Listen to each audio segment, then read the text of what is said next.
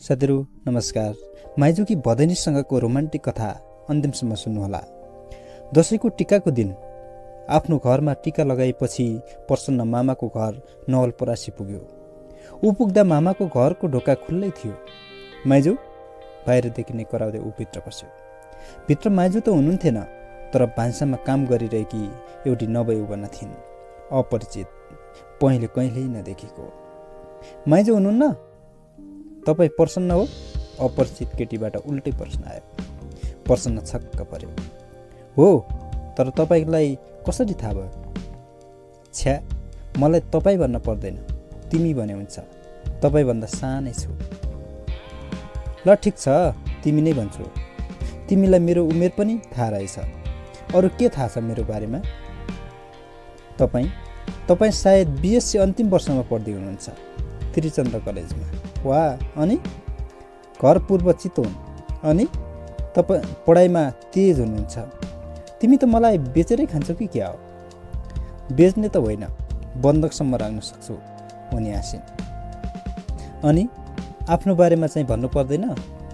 पत्ता लगाउनुहोस् न, उनी खितखिताएर हाँसिन्। अनि भान्साको काममै लागिन्। पूर्णिमा, ए पूर्णिमा, बाहिर माइजूको आवाज आयो। बाख्राहरूलाई पानी देऊ त नानी। उनी हजुर भन्दै बाहिर निस्किन्। उनको नाम पूर्णिमा रहेछ।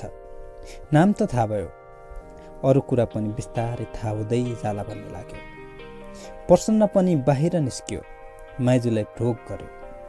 ए भान्जा बाबु, कतिखेर आइपुग्नु भयो? यो पूर्णिमाले चिया बनाएर खुवाएकी हो कि नै? माइजूले स्याउला लिएर आउनु भएको रहेछ। बाख्रालाई स्याउला झुन्ड्याइसकेपछि माइजू पिटीको खाटमा बस्नुभयो। प्रसन्न पनि सँगै बस्न गयो। माइजू र भान्जाबीच सन्चो बिसन्चो हाल खबर सोध्नु भयो। मामा भने गाउँमा कोही बिरामी भएकोले जानुभएको रहेछ। उहाँ औषधि पसल चलाउनुहुन्छ, सबैले डाक्टर साहब भन्थे। दशैंमा पनि उहाँलाई भ्याइ नभ्याइ थियो। यो बीचमा पूर्णिमाले चिया बनाएर ल्याए। पूर्णिमा को हो माइजू? मैले पहिला देखेको त थिइनँ त। यो मेरी भदैनी हो बाबु। यिनीहरू पहाडबाट झरेको 2 वर्ष जति भयो। यो बेला बेला मलाई सघाउन आउँछ। माइजूको यति राम्रै भदैनी रहेछ। पहिला भन्नु भए न त, चिया पनि मिठै बनाउँदै रहेछ। यी युवतीलाई अलिकति फुर्क्यायो। पूर्णिमाले पुलुक्क हेरिन्। उनको पुष्ट गालामा लालिमा फैलियो। ल माइजू, मलाई टीका लगाइदिनुहोस् न त, म फर्किहाल्ने हो। मामा कतिखेर आउने हो ठेगान भएन? या बाबु, के को हतार हो? वर्ष दिनमा एकचोटि आउनुहुन्छ, जहिले पनि जानकै हतार। भरे मामाले टीका लगाइदिनुहुन्छ। आज यतै बस्नुहोस्। माइजू प्रसन्नको झोला च्यापेर भित्र पस्नुभयो। होइन माइजू, मलाई जानुपर्छ। कहाँ जानुपर्छ? माइजूले सोध्नुभयो। खै, ससुराली टीका लगाउन जानुपर्ने हो कि? पूर्णिमाले छेडानी। यसले कसैलाई नछोड्ने भई माइजू हाँस्नुभयो। प्रसन्न पनि नमुस्कुराई रहन सकेन। त्यसपछि माइजू गोठमा भकारो सोर्न जानुभयो। प्रसन्नले पनि मौका छोप्यो। तिमीले कर गर्यौ भने त बस्छु नि, मेरी माइजूकी प्यारी बदैनी। सानो हुँदा प्रसन्न मामाको घर धेरै पटक बसेको थियो। हिउँदो बिदाभरि नै बस्थ्यो। कहिले त मौका पायो कि मामाको घर पुगिहाल्थ्यो। मामा पराई आफ्नै काममा व्यस्त हुने भएकोले उहाँहरूसँग बरु त्यति सामिप्यता भएन जति माइजूसँग भयो। माइजूले अति माया गर्नुहुन्थ्यो। मामा माइजूका सन्तान थिएनन्, सायद त्यसैले पनि होला माइजू प्रसन्नमा आफ्नो मातृत्व खन्याउनुहुन्थ्यो। तर ठुलो भइसकेपछि भने पढाइको बोझले गर्दा ऊ मामा घर त्यति जान पाएको थिएन र गैयाले पनि रात बसेको थिएन। ऊ त्यो दिन त्यहीँ रोक्यो। खै के ल्यायो? उसलाई त्यहाँ रोक्यो। त्यो दिन मात्र होइन, अर्को दिन पनि रोकियो। पूर्णिमासँग गफ गरेर, हाँसखेल ठट्टा गरेर समय बितेको पत्तै भएन। कहिले उनीहरू सँगै बाख्रालाई स्याउला लिन गए, कहिले भैँसी फुकाएर चराउन गए। नजिकै दशैंको पिङ राखेको थियो। पिङमा मच्चिन पनि पुगे। केटाकेटीहरू होलमा मिसिएर अबेरसम्म लङ्गुर बुर्जा पनि खेले। जुनेली रात चन्द्रमाले दिन प्रतिदिन पुणाका लिइरहेको थियो। प्रसन्नको मनमा पनि पूर्णिमाले आकार लिइराखेकी थिए। ऊ कल्पनाको आकाशमा उड्न थालिसकेको थियो। मामा घरबाट बिदा भएर निस्कन लाग्दा प्रसन्नलाई महसुस भयो ऊ केही छोडेर जाँदै थियो। उसको मन बेचैन थियो। सायद पूर्णिमालाई पनि त्यस्तै भएको हुनुपर्छ। उनको अनुहारमा पनि मलिन देखिन्थ्यो। यो 2 दिनको भेटमा पनि उनीहरू धेरै नजिक भइसकेका थिए। अब कहिले आउनुहुन्छ? हिँड्ने बेलामा पूर्णिमाले सोधिन्। सायद अर्को दशैंमा। प्रसन्न आँगनबाट निस्किएर बाटोमा के पुगेको थियो। माइजूको आवाज आयो। ए भान्जा बाबु, माघ 25मा पूर्णिमाको बिहे हुँदैछ, आउनुपर्छ है। पूर्णिमा आँगनमा माइजूसँगै उभिराखेकी थिए। लुसुकको घरभित्र पसी। यता प्रसन्नको मनमा एक्कासी पहिरो गयो। उसको कल्पनाको उडान हठात अवतरण भयो। गरौँ मन लिएर प्रसन्न काठमाडौँ फर्क्यो। दशैंमा गाउँघर गएका मानिसहरू सबै फर्किन सकेकोले काठमाडौँ अझै रित्तै थियो। शरद ऋतुमा सफा हुनुपर्ने आकाश पनि किन हो दुधिलो थियो। परीक्षा नजिकै आइरहेको थियो, तर ऊ पढाइमा एकाग्र हुन सकिरहेको थिएन। छोटै समय भए पनि पूर्णिमासँग बिताएका पलहरूको झझल्को मात्र आइरह्यो। पूर्णिमाको वाक पटुता चञ्चलपन वरिपरि घुमिरह्यो। उसले सम्झ्यो, टीका लगाइदिँदा मामाले सोध्नु भएको कुरा। भान्जाले आशीर्वाद चाहिँ के दिउँ हँ भन त? मलाई माग्नुहोस्। मलाई मामा माइजूको पछाडि उभिएकी पूर्णिमाले आफूतिर इसारा गरेकी थिइन्। कति उत्ताउली केटी हो। मुस्किल हाँसो थामेको थियो प्रसन्नले। मनको कामना सबै पुरा होस् भनिदिनुहोस् न फुपाजु, पूर्णिमाले सुझाव दिएकी थिइन्। ल, मेरो भान्जाको सबै मनोकामना पुरा होस्। प्रसन्नलाई लाग्यो सायद त्यतिखेर पूर्णिमालाई पाऊँ भनेर उसले कामना गर्न बिर्स्यो कि क्या हो। उनी अर्कैकी हुने भई। काठमाडौँ फर्किएको केही दिन भएको थियो। फेसबुकमा पूर्णिमाको फ्रेन्ड रिक्वेस्ट आयो। उसले तत्काल न स्वीकार गर्न सक्यो न अस्वीकार। केही दिन त्यत्तिकै पेन्डिङ राख्यो। मेसेन्जरको घन्टी बज्यो। मेरो फ्रेन्ड रिक्वेस्ट किन एक्सेप्ट नगर्नु भएको? फेसबुक हेर्न भएको छैन, उसले डाट्यो। एकछिन च्याट रुम शान्त भयो। केही भन्नुहोस् न, उताबाट पूर्णिमाको अनुरोध आयो। अर्काकी हुनेवाली दुलैलाई के भन्नु र? ए कुरा त्यसो पो? त्यस एकछिनको मौनतापछि मेसेन्जर फेरि बज्यो। म पढाइमा पनि औसत मात्र छु, खास लक्ष्य पनि केही छैन। हुर्केकी छोरी भनेर बाबुआमाले कुरा छिनिदिए। मैले नाइ भन्नुपर्ने कुनै कारण थिएन। मेरो फुपूको भान्जा एक दिन भेट हुनेछ र मेरो दिल चोर्नेछ भनेर मलाई के थाहा। ठिकै छ, एउटा मिठो सपना बिचमै टुटु भनेर सोच्न पर्ला। जे होस्, तिमीसँग बिताएको पल जीवनभर सम्झना बनेर रहिरहनेछ। प्रसन्नले टाइप गर्यो। माफ गर्नुहोस्, तपाईँको दिल अन्जानमै दुखाएँ। उताबाट जवाफ आयो। केही छैन पूर्णिमा, तिम्रो दोष छैन। म मेसेन्जर बन्द गर्छु है। अब करिब 1 महिनामा मेरो परीक्षा छ, तयारी गर्नु छ। प्रसन्नले कुराको बिचमा हाल्यो। पूर्णिमाले एउटा अश्रु मिश्रित इमोजी पठाए। त्यसपछि प्रसन्न परीक्षाको तयारीमा जुट्यो। फेसबुक कहिलेकाहीँ मात्रै खोल्थ्यो। पूर्णिमा पनि अनलाइन देखिन्न थिए। न उनीबाट कुनै फोन आयो न कुनै सन्देश। प्रसन्नलाई लाग्यो सायद उनले अब बिर्सिनुवालै। यथार्थलाई आत्मसात गरिन्। प्रसन्नको मानसपटलबाट पनि पूर्णिमाको याद बिस्तारै क्षीण हुँदै गयो। परीक्षा सकिएको केही दिन भएको थियो। प्रसन्नको खास केही काम थिएन। पत्रिका पुस्तकहरू पढेर समय बिताउँदै थियो। एक साँझ फोनको घन्टी बज्यो। म तपाईँकी माइजूकी भदैनी गङ्गबु बस पार्कमा छु। मलाई लिन आउने कष्ट गर्नुहुन्छ? तिहारमा कसैले सयौं रङ्गीन पटाकाहरू एकैचोटि फुटाएको जस्तो महसुस भयो प्रसन्नलाई। पूर्णिमा, तिमी कसरी अकस्मात काठमाडौँमा? एउटा जरुरी काम परेर आएको, सविस्तार भेटमै भन्नुला। उताबाट आवाज आयो। प्रसन्न मोटरसाइकल लिएर निस्क्यो। उनी बस पार्कको गेटमै कोरिरहेकी थिइन्। ऊ पूर्णिमालाई देख्न अधैर्य त थियो नै, त्यत्तिकै चकित पनि। सन्चो बिसन्चोको औपचारिक प्रश्नहरू सकिएपछि उसले सोध्यो, तिमी कहाँ जाने हो? पुर्याइदिन्छु। कोही छ आफ्नो मान्छे यहाँ? छ एकजना, आफ्नै फुपूको भान्जा। उनी मुख छोपेर केटी हाँसे। हेट, ठट्टा नगर न पूर्णिमा। हो भने मेरो यहाँ अरू कोही छैन, किन ठट्टा गर्छु र? कस्तो दुस्साहसी केटी रहेछ भन्ने लाग्यो उसलाई। खबरै नगरी केटी मान्छे एक्लै यसरी काठमाडौँ आउने हो? म नभेटेको भए? उसले लगभग हप्काएको शैलीमा पर्यो। आजकल केटीहरू एक्लै अमेरिका अस्ट्रेलिया पुग्छन्। मलाई आफ्नै देशको राजधानी आउन के गाह्रो? बोलक्क त उनी थिइन् नै, कुराले जित्न सम्भव थिएन। प्रसन्नले आत्मसमर्पणको भावमा आफ्नो टाउको समात्यो। उसलाई लिएर आफ्नो डेरामा जानुको अर्को विकल्प थिएन। गेट खोलेर पस्न लाग्दा माथि कौसीबाट घरबेटी आमाले हेरिरहेकी थिइन्। प्रसन्नलाई अलि असहज जस्तो महसुस भयो। मेरी माइजूकी बधाइनी। घरबेटी आमातिर हेरेर खिसिक हाँस्यो। मानव स्पष्टीकरण दिन जरुरी नै छ। भित्र पस्ने बित्तिकै पूर्णिमाले सरस्वती कोठा अवलोकन गरे। एउटा सुत्ने कोठा र जोडिएको सानो भान्सा थियो।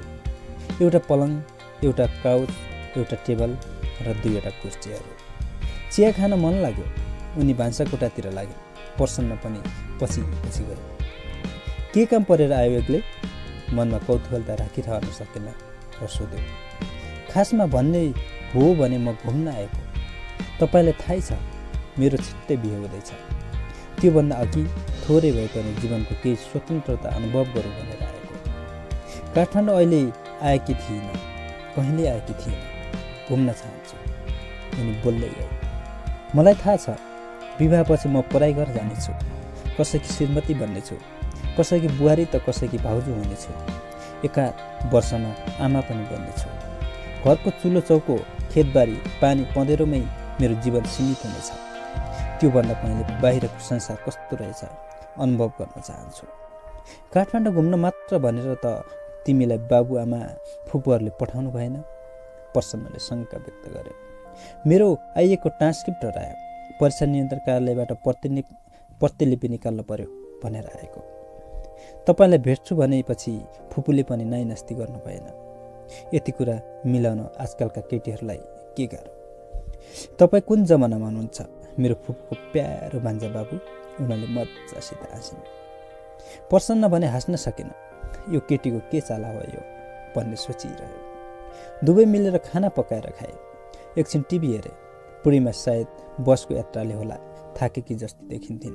हाइकान्न थाले र एकछिनमा सोफामै पल्टिन्। प्रसन्नले उनको लत्रेको टाउकोमा सिरानी राखिदियो। कम्बल पनि ओढाइदियो। निदाएकी पूर्णिमालाई एकछिन एकहोरो हेरिरह्यो। मस्त निन्दामा उनी मायालु देखिन्थिन्। उनको अनुहार निश्चिन्त थियो, शान्त र सुन्दर पनि। प्रसन्न हाम्रो पलङमा पल्टियो। मनमा अनेक कुरा खेलेर धेरै बेरसम्म निन्दा परेन। यसो के आँखा लाग्न थालेको थियो। केही आवाज आयो। पूर्णिमा सोफाबाट खसेछ। प्रसन्न एक्लै हाँस्यो। पूर्णिमालाई उठाएर पलङतिर लिएर गयो। उनलाई पलङमा सुताएर आफू के उड्न खोजेको थियो। निन्दामा पूर्णिमाको हात प्रसन्नको घाँटीमा बेरियो। पूर्णिमाको तातो श्वास प्रसन्नको अनुहारमा ठोक्कियो र इन्द्रियहरूलाई तरङ्गित तुल्याएर गयो। प्रसन्नले पूर्णिमाको हात बिस्तारै पन्छायो र आफू चाहिँ सोफामा सुन्न गयो। प्रसन्नले पूर्णिमालाई काठमाडौँमा घुम्न लायकका सबै ठाउँहरू घुमायो। हरेक दिन उनीहरू कतै न कतै घुम्न गए। पशुपति, बौद्ध, स्वयम्भू, बसन्तपुर, भक्तपुर, पाटन, दक्षिणकाली, नगरकोट, धुलीखेल आदि। धरहरा चढायो। भिरकुटी मण्डपको रोटेपिङ पनि खेलायो। न्यू रोडमा पानीपुरी खुवायो। बानेश्वरमा मोमो। हप्ता बित्यो। 10 दिन बित्यो। पूर्णिमाको फर्किने कुरै थिएन। उनी मस्त थिइन्। घुमफिर र रमाइलोमै केही कुराको प्रभाव थिएन, चिन्ता थिएन। मान्छेहरूको भिडभाडमा पूर्णिमा प्रसन्नको पाखुरा चपक्क समाउँथिन्। सुरुमा प्रसन्नले अलि असहज महसुस गरेको थियो। हातै त नसुमाउन, चिन्ने मान्छेहरू कोही भेट्यो भने? प्रसन्न हात छुटाउन असफल प्रयास गर्थ्यो। भिडभाडमा हराउलिस भान्जा बाबुको हात नछुन्नु नि भन्नुभएको छ फुपूले। पूर्णिमा खित्ताएर हाँस्थे। कुरै कुरामा उनी प्रसन्नको कपाल तान्ने, नाक समाउने, प्याट हान्ने गर्थे। सिडी उक्लिँदा प्रसन्नले हात दिनु पर्थ्यो। मन्दिर बाहिर जुत्ता खुल्ला र लगाउँदा प्रसन्नले समाइदिनु पर्थ्यो। कहिले के काम लगाइरहन्थे। एक प्रकारले भन्ने हो भने पूर्णिमाले प्रसन्नमाथि हैकम जताइसकेकी थिए। पूर्णिमासँगको यो सामुप्यता प्रसन्नलाई पनि मन नपरेको कहाँ होला। ऊ सोच्थ्यो समय यहीँ रोके पनि हुन्थ्यो, पूर्णिमाको साथ कहिले नटुटे पनि हुन्थ्यो। तर उनको विवाह अरू कोहीसँग हुँदैछ भन्ने कुराले भने बेला बेलामा निमोठीसित चस्काइदिन्थ्यो। भयो त तिमीलाई स्वतन्त्रताको अनुभव? एक दिन उसले पूर्णिमालाई कुरै कुरामा सोध्यो। पूर्णिमा एकछिन गम्भीर भइन्। एकटक प्रसन्नको अनुहारमा हेरिरहे।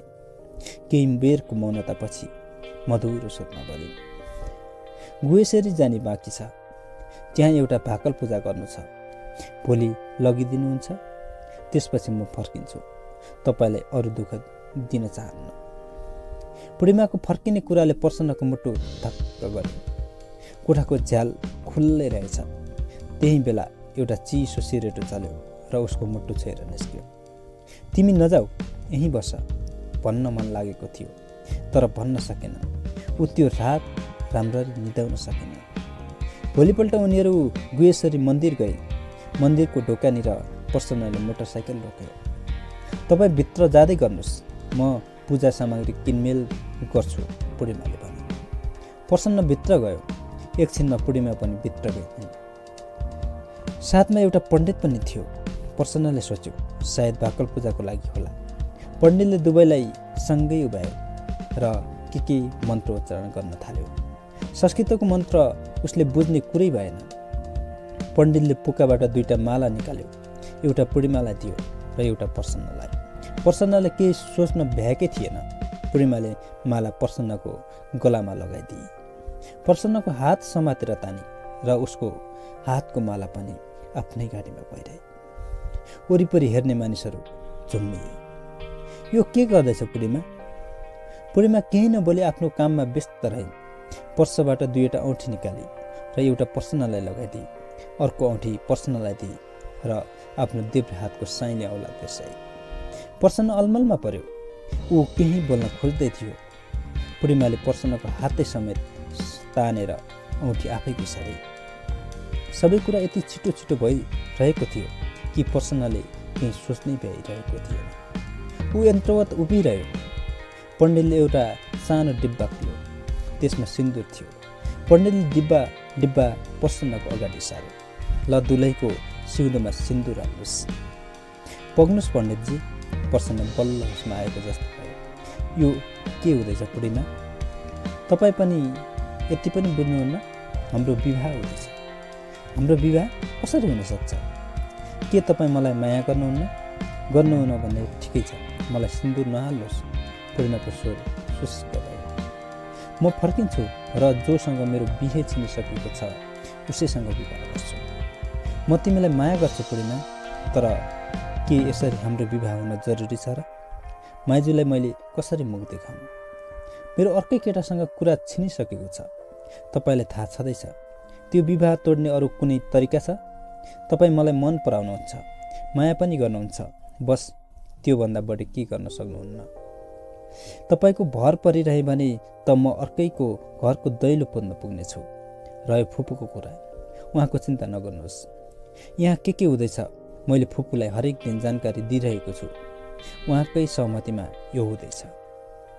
अहिले त मेरो भर्खर पढाइसकेको छ, नोकरी पनि छैन। बिएससीसम्म पढ्नुभएको छ। एउटा जागिर त जसरी पनि पाउनुहुन्छ। म पनि निरक्षर त होइन, केही न केही त गरिहाल्छु नि। ल यो सिन्दुर लगाइदिनुहुन्छ कि मैले जबरजस्ती गर्नु पर्यो? उनी कट्किन्। यति त मलाई आफै गर्न देऊ पूर्णिमा। प्रसन्न मुस्क हाँस्यो। प्रसन्नले पूर्णिमाको सिउँदो सिन्दुरले रङ्गायो। पूर्णिमाको आँखाबाट आँसु बर्र झरे। प्रसन्नले पूर्णिमालाई आगोमा लियो, अङ्गालोमा लियो। प्रसन्नले पूर्णिमालाई अङ्गालोमा लियो। मन्दिर भिडको तालीले गुन्जियो। साथीहरू, यो कथा तपाईँलाई कस्तो लाग्यो? माइजुकी भदैनी कथा नागरिक अभिलेखालयबाट साभार गरिएको हो।